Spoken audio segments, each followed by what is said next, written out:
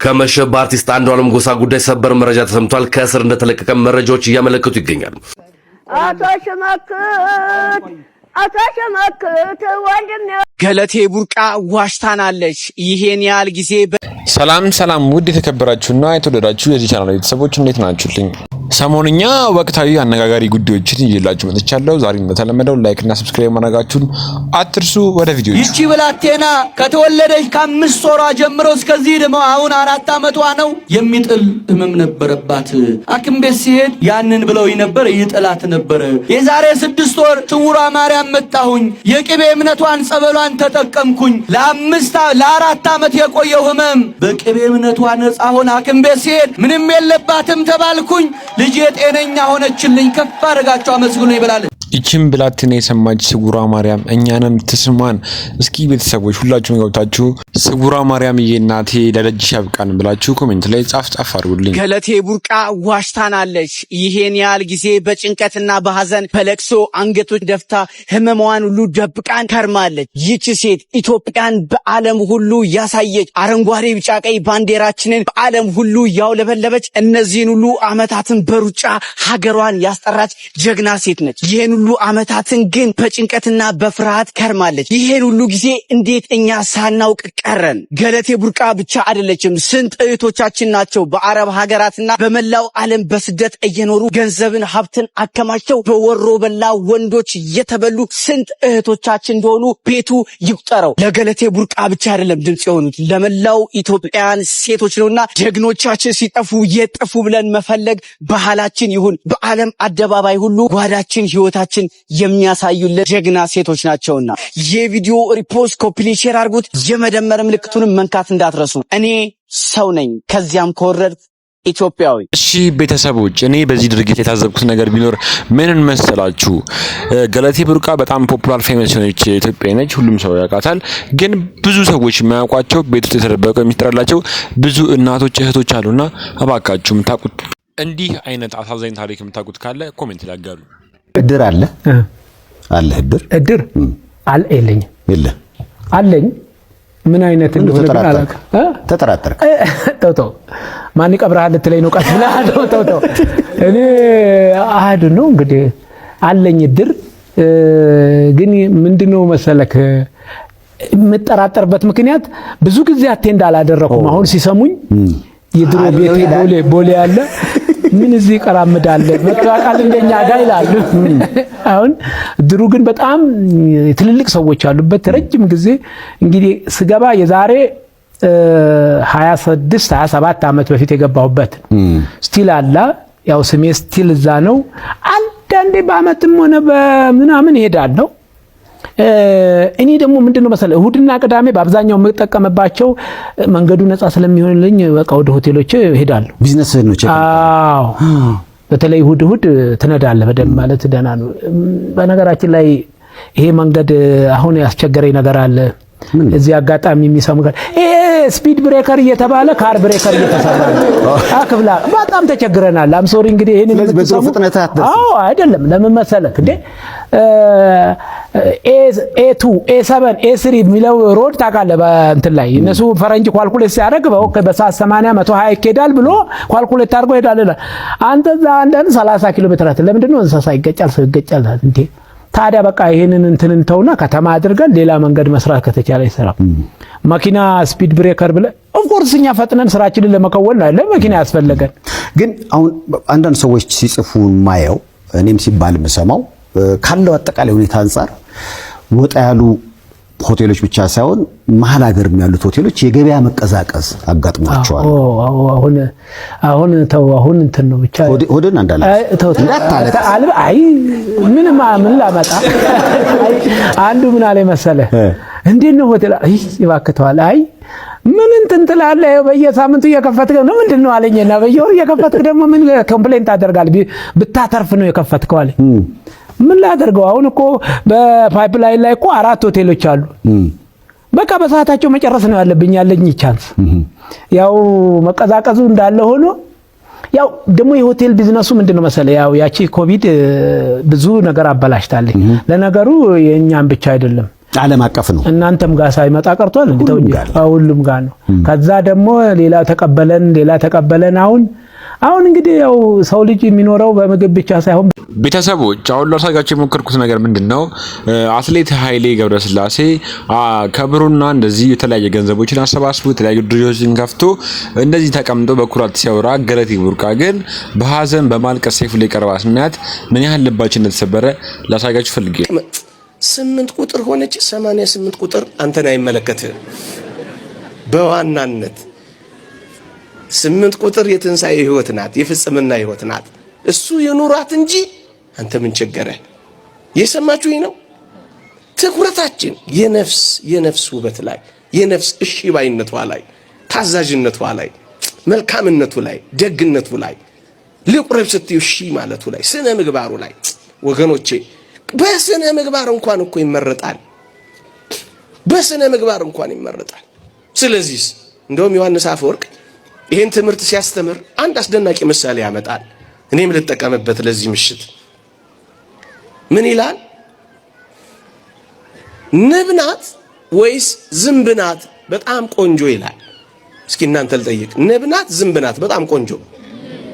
ኧረ ገና ደብረ ብርሃን ንብ እኮ ድርፉጭ ያለች ናት። ስትበር እንኳን አላያትም እንዴት እንደምታሳዝን። ያቺ ዝንብ ናት እንጂ ስሊም የሆነች ሞዴል የምትመስል ላጥ ምትል አላያችኋት? ሊቁ ዮሐንስ አፈወርቅም ዝንብ ናት ይልና ከዝንብ ግን ምን አታገኝም። ስለዚህ ክርስቶሳውያን ኦርቶዶክሳውያን ወጣቶች ትኩረታችን የነፍስ ውበት ላይ፣ የነፍስ ደም ግባት ላይ። የሰማችሁኝ ነው። ዓላማ ያልሆነ ነገር ስንማማር እዚህ ላይ ዓላማ እንዳታደርጉ ማስተማራችን ነው።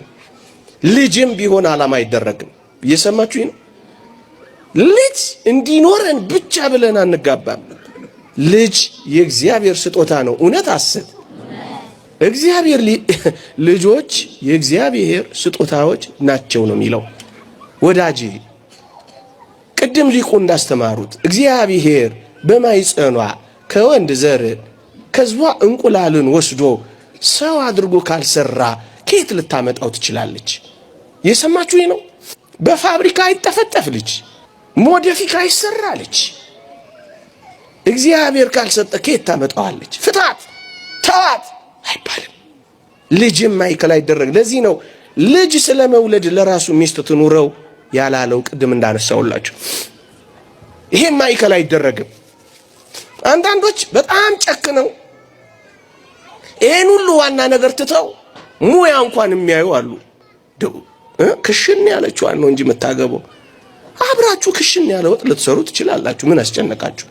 አብራችሁ ትማራላችሁ አትማሩ? እንደዛች እናት እንደተጋቡ ቤታቸው ሄዱ አሉ። ሚስት ብዙም አይደለችም፣ እንጀራ ጋግራለች። እንጀራው ግን አይን የለውም አሉ። ልጁን ጠሩትና አሉ ቀስ ብለው አንተ እንዲች አይነቷን ነው የምታገባው? እንጀራዋ እንኳን አይን የሌለው። በል መላበል ቶሎ ብለህ ተዋት። አሁን እንጀራው አይን የለውም ተብሎ የትዳር አይኑ ይጠፋል?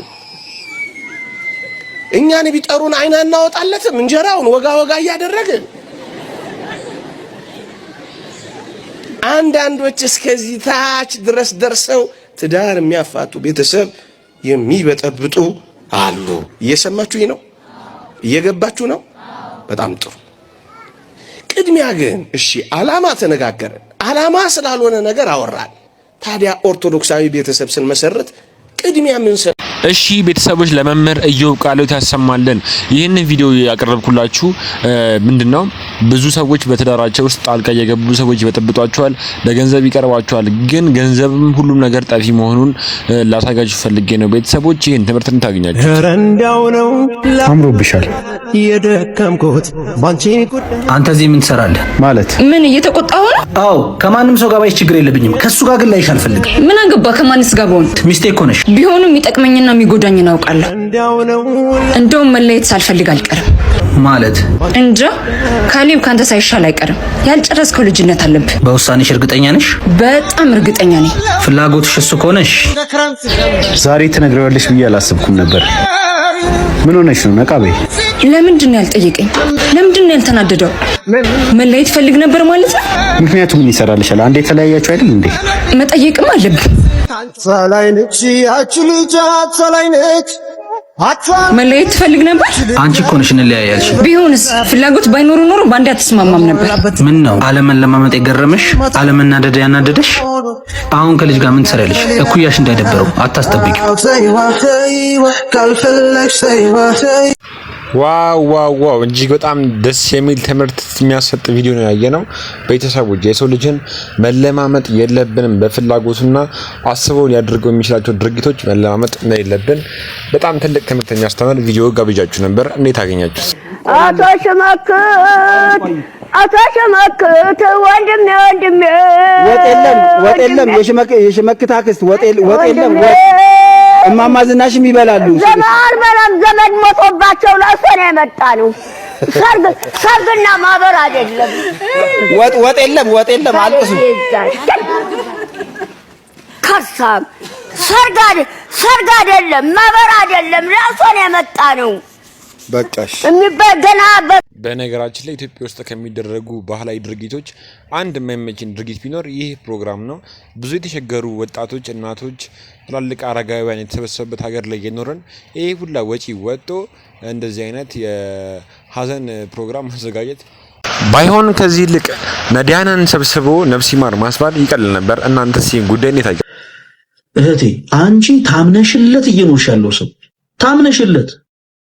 ታምነሽለት እየኖርሽለት ያለ ሰው ወደሽው እየኖርሽ ያለ ሰው ድንገት ባንቺ ላይ ማግጦ ብታገኙ እና ሌላ ሴት ብትወስደው ባሌን ቀማችኝ ብለሽ እንዳትናገሪ። ለቤተሰቦችሽ ዙሪያሽ ላሉ ጓደኞች ባሌን ቀማችኝ እንዳትይ። ኦኬ ችግሬን ወሰደችልኝ በይ። ችግርሽን ወሰደችልሽ። ባል ቢሆን ኖሮ ቀድሞ ሌላ ሴት ሊመለከት አይችልም። ባልሽ ቢሆን ኖሮ ቀድሞ ሌላ ሴት ጎትታ ካንቺ ልትወስዶ አትችልም። ያንን ሰው አንዲት ሴት ግን ከወሰደችው እመኚኝ እግዚአብሔር አምላክ ችግርሽን ያረቀልሽ። ስለዚህ ያቺ ሴት ተመስገን ችግሬን ወሰደችልኝ በይ። በተመሳሳይ ወንድሜ አንተም ልክ እንደዛ ረጅም ጊዜ ዋጋ ከፍለ ከብዙ ሰዎች ርቀ ራስን አግለ ዋጋ የከፈልክላት ሴት፣ በትዳር ያገባሃት ሴት፣ ብዙ የሆንክላት ሴት ኦኬ አብረሃት ኖረ አንተ ሳታውቅ ብዙ በደልን በድላ ድንገት ከሌላ ሰው ጋር ሄዳ ብትመለከታት ድንገት ብታገኛት አትደንግጥ። ይሄ ያለም ፍጻሜ አይደለም ብራዘር። በቃ እንዳንተ አይነት መልካም የሆነን ሰው ነው ያጣችው። ስለዚህ በቃ ችግር ያ ሰው ሚስቴን ቀመኝ እንዳትል፣ ያ ሰው ችግሬን ወሰደልኝ ማለት ልመድ። እና ተወዳጆች የጮኝነት ህይወት ላይ ስፔሻሊ ጥንቃቄ ይፈልጋል። ቀድም እንዳለው መንፈሳዊ ወንድን ማግባት የምትፈልጉቶች ራሳችሁን መንፈሳዊ ያድርጉ። ራሳችሁን መንፈሳዊ ማድረግ ነውር ነው እያልኳችሁ አይደለም። እሺ መልካም የሆነን ትዳር መመኘት እንደውም የጀግና እህቶች ምልክት። ይሄ እግዚአብሔርን አይደለም ቤተክርስቲያንን አይደለም ራሱን እንኳን ጠንቅቆ ማያቀም ሰው ሁሉ አበርኩለት ሞትኩለት የሚሉ ሴቶች በብዙበት ሀገር አንድን እግዚአብሔርን የሚፈራ ኦኬ ቤተሰቦችን የሚያከብር መልካም ስብናን ያለውን ወንድ ሞዴል መልካም ነው፣ ኃጢአት አይደለም። ግን ያ ሰው የእናንተ እንዲሆን የምትፈልጉ ከሆነ የዛን ሰው ምርጫ መንፈሳዊ የሆነ ሴት ስለሆነ ራሳችሁ ላይ በደንብ እህቶች ያ ሰው የእናንተ እንዲሆን ራሳችሁን አትገላልጡ። ወይ ደግሞ የሆነ ነገር ሌሎች ሴቶች የሚያደርጉትን ነገር ማድረግ አይጠበቅባችሁ። አንደኛ ፈቃድ እግዚአብሔር እንዲጨመርበት ወደ እግዚአብሔር በአንቃዶ ልቦና በተመስጦ ህሊና መጸለይ የእግዚአብሔር ፈቃድ እንዲሁ። ከዛ በተረፈ ደግሞ ራስን ደግሞ መንፈሳዊ ማድረግ ያ ሰው ያንቺ እንዲሁ የምትፈልጊ ከሆነ ራስን መንፈሳዊ ማድረግ። ወንድም ያንተም ልክ እንደዚህ በዚህ ዘመን በጣም ብዙ የሚባሉ ሴቶች በጣም ብዙ ቁጥራቸው ቀላል የማይባሉ ወቶች ነውራቸውን ሀፍረታቸውን መግለጥ እንደ ክብር በሚያዩበት ዘመን አንዲት መንፈሳዊ የሆነችን ሴት መመኘት ወንጀል አይደለም፣ መልካም ነው፣ ኃጢአት አይደለም። ግን ራስህን ደግሞ መንፈሳዊ ያረክ መቅረጽ። ምክንያቱም የዛች መንፈሳዊ ሴት ምርጫ መንፈሳዊ የሆነ ወንድ ስለሆነ አየለም እኔ ዓለመ ይልሁ እኔ እንደፈለኩ ልቃም እንደፈለኩ ላጭስ እንደፈለኩ ክለብ ልውጣ። እሷ ግን ያው ከቤት ወጣ ከቅዳሴ ደግሞ ተመለሰ ቤት የምትሆን ሚስት ፈልጋለሁ ማለት የለብህም። ትዳር ትንሿ ቤተክርስቲያን ስለሆነች ራስን ሬዲ ማድረግ ያስፈልጋል። ጥሩ ነው መመኘት መልካም ነው። ምኞት ኃጢአት አይደለም። ምኞት ነውር አይደለም። ምኞት መልካም ነገር ነው። ያቺ ሴት ያንተ ልትሆን ከፈለከ ግን ገና ካሁኑ ራስ ላይ ሰራ። ስለዚህ መንፈሳዊትን የምትፈልግ ወንድሜ ገና ካሁኑ ራስ ላይ ሰራ። መንፈሳዊ ወንድም የምትፈልግ እህቴ ገና ካሁኑ ራስሽ ላይ ሰሪ። ራስሽ ላይ እመኑኝ፣ ፈቃደ እግዚአብሔር እንዲጨመርበትም ጸልዩ። እናንተ ያሰባችሁት ነገር በአጠቃላይ ይሳካል። ምክንያቱም ትዳር በፈቃደ እግዚአብሔር የሚገባበት ህይወት ስለሆነ ማለት ነው። እና ሁሉ ጊዜ በተለይ በእጮኝነት ታይም ላይ ፈቃደ እግዚአብሔርን አትርሱት። እሺ ዛሬ ይዤላችሁ የቀረብኩት ቪዲዮ ያው ስለ ገለቴ ጉዳይ ነው። በገለቴ ጉዳይ ላይ የተደረገውን ድርጊት ታውቃላችሁ። ባሎች ብዙ ድርጊቶችን እየፈጸሙ ነው። ገለቴ ብዙ ዓመት የለፋችበት ንብረቷን ባሏን ወሰደባት ሰምተናል። ታዲያ ቤተሰቦች ይህን ቪዲዮ እንዴት አገኛችሁት? ፈለገ አትናትዮስ ሁሌም ተጽዕኖ ፈጣሪ መሆኑን እስኪ ኮሜንት ላይ ጻፍ አድርጉ። ወንድሜ ኧረ ስልክ አስደውለኝ በእናትህ፣ ስልኬን ሰረቁኝ እኮ። ኧረ በእናትህ ለቤተሰብ እንኳን ልንገራቸው እንጂ ቢያንስ። ወይኔ ሄሎ ቴትዬ እንዴት ነሽ? ሀዊ ነኝ። ኧረ ሀዊ ነኝ። ስልኬን ሰረቁኝ እኮ። ይኸውልሽማ ከመጀመሪያው ጀምሮ ልንገርሽ። መጀመሪያ አራተኛ ላይ ቆይ ልቀቀኝ እንጂ ወንድሜ ምን ሆነክ ነው? ይኸውልሽ መጀመሪያ ላይ አራተኛ ጥግ አስገቡኝ ታክሲ ማለት ነው። እግሩ ላይ እንደዚህ ሳምሶናይት ይዟል። እኔ ምንድነው ብዬ ሳፈጥበት እነሱ ለካ እየተነጋገሩ ነበር ቴትዬ። ከዛ እኮ ነው የበሉኝ። ከዛ እኮ ነው የሰረቁኝ። የት ሄዳለሁ በእናትህ? ለራሴ ስልኬን ተሰርቄ እኮ ነው በእናትህ። ምን አንድ ልጅ ተባብሮኝ ነው እንደው እግዚአብሔር ይስጣው። ምን አደረግሽ አንቺ? ቆይ ያልሽኝን ነገር እንዴት አደረግሽው? እንዴት ሆነልሽ? እሱማ ስመጣ ይደርሳል እንዴ? ምን አንዱ ሊገለኝ እኮ ነው እዚህ። ምን ሆነ ነው ወንድሜ? ልጨርስ እንጂ እቴትዬ በቃ አወራሻለሁኝ ያለውን ነገር። እቺ ነው ስልኬን መሰረቁን ልንገርሽ ብዬ ነው። በቃ የድፍድፉንም እንትን ባይውና እኔ አስተካክለዋለሁ ስመጣ። እሺ ቴትዬ ችግር የለውም። እሺ ቴትዬ እሺ እኔ እናት አመሰግናለሁ ወንድሜ። እቺ ነው አንተ ነህ ያስደወል። እቺ ነው ያለ ሴሎ የሚለኝ ማን ይሰጠኛል? ማን ነው? እግዚአብሔር ይስጥልኝ። እኔ ወንድሜ አበቃል ደሳለኝ እንደኔ የሚያስቀው ማን ነው? እስኪ ቤተሰቦች ገብታችሁ ኮሜንት ላይ ሐሳባችሁን ንገሩ። ሰላም ጓደኞቼ፣ እንግዲህ እኔ ብዙ ጊዜ ቶሎ መፍረድ አልወድም። በዳይና ተበዳይ ፊት ለፊት ተገናኝተው አውርተው ሲሰማ ነው የሚመስለኝን አስተያየት መፍረድ አይደለም እሱ የሚመስለኝን አስተያየት መስጠት የሚያስደስተኝ። እንግዲህ አትሌት ገለቴ ቡርቃ የኢትዮጵያ ሕዝብና የኢትዮጵያ መንግስት ይፍረደኝ ባለችው መሰረት የአትሌት ገለቴ ቡርቃ ባለቤት ከነ ሽጉጡ በጸጥታ ኃይሎች ቁጥጥር ስር ውሏል። ዛሬ ይህንን መረጃ ያገኘሁትኝ ከናትናኤል መኮንን የፌስቡክ ገጽ ላይ ነው።